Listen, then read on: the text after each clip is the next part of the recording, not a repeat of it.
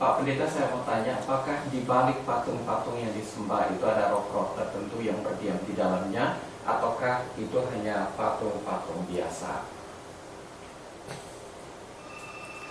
Ada patung yang memang patung biasa ya, dan itu tidak ada kaitan dengan berhala apapun. Karena itu jangan alergi bahwa semua patung yang dibuat pasti itu adalah patung berhala. Dan karena itu juga hati-hati juga, kadang-kadang ada persekutuan doa tertentu yang kurang pengertian dan fanatik, buta mereka, lalu akhirnya melarang semua pembuatan patung jenis apapun.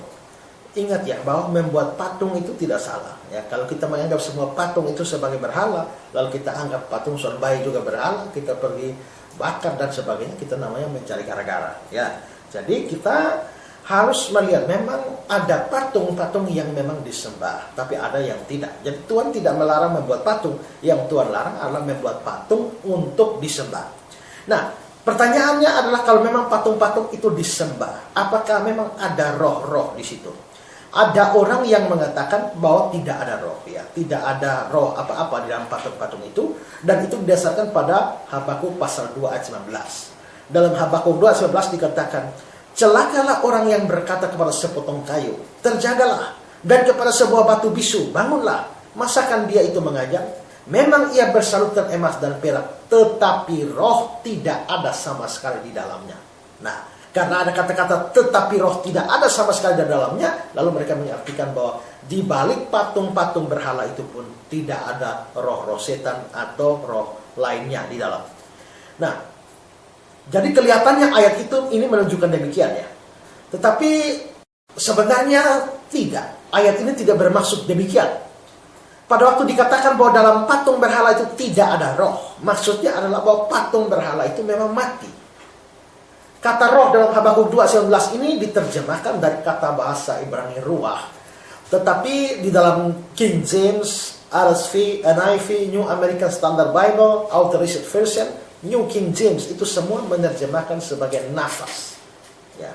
Jadi dengan kata lain bahwa memang dia bersalutkan emas dan perak, tapi nafas tidak ada sama sekali di dalamnya. Dan memang benar bahwa patung-patung berhala itu kan tidak ada nafas. Ya, kita bisa bandingkan dengan Yakobus 2:26. Sebab seperti tubuh tanpa roh adalah mati, demikian jugalah iman tanpa perbuatan adalah mati. Tubuh tanpa roh adalah mati. Jadi patung-patung itu tidak punya roh, artinya mereka tidak hidup, mereka mati. Nah, jadi maksud dari ayat itu hanyalah bahwa patung berhala itu mati, dan karena itu merupakan sesuatu kebodohan kalau orang menyembah sesuatu yang mati. Berhala yang mati itu dikontraskan dengan Allah yang hidup, ya. Nah, lalu kalau dikatakan bahwa dikontraskan dengan Allah yang hidup, misalnya dalam 1 Tesalonika 1 ayat 9, sebab mereka sendiri bercerita tentang kami, bagaimana kamu sambut, dan bagaimana kamu berbalik dari berhala-berhala kepada Allah untuk melayani Allah yang hidup. Jadi berhala-berhala itu mati, tapi kamu berbalik kepada Allah yang hidup. Jadi saya berpendapat bahwa Habakuk 2 itu bukan dasar mengatakan bahwa di balik patung berhala tidak ada roh jahatnya. Saya justru berpendapat sebaliknya, sangat memungkinkan bahwa setan memang memasuki patung-patung berhala itu, dan karena mengapa demikian? Karena patung itu disembah. Dan ingat bahwa setan itu paling senang disembah, ya, paling senang disembah. Juga bahwa adalah mungkin dia juga yang mengabulkan doa-doa dari orang-orang yang menyembah patung itu. Kita bisa lihat bahwa ada orang-orang yang menyembah batu, kayu, patung dan sebagainya, tapi mereka mendapatkan apa yang mereka minta. Ya, dari mana sumbernya?